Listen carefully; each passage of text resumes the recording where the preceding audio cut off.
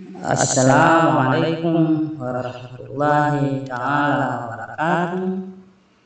Ndugu watazamaji, kwenye somo letu la leo ni somo la kwanza ambalo litahusiana na watu aina tatu ambao hawafai kuambatana nao katika kutafuta elimu au katika kutafuta maisha kiujumla.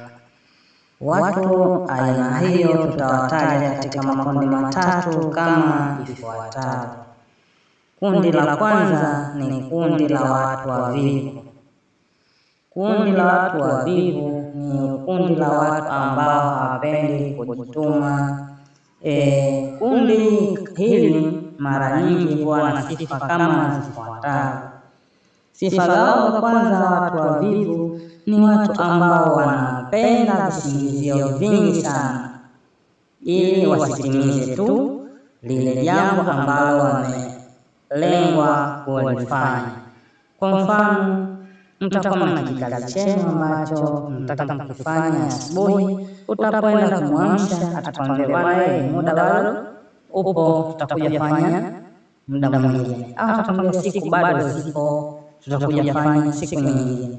Endapo utamsikiliza na utabakia naye na kwa lengo lile wazo ambalo atakupa, itakupelekea kushindwa kukamilisha katika lengo lako. Kwa hiyo watu kama hao kuwa na makini sana na epukana nao. Kundi la pili ni watu kiburi.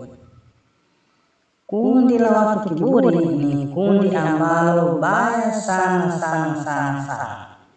Na endapo utaambatana na watu kiburi, jua kuwa hautokamilisha malengo yako.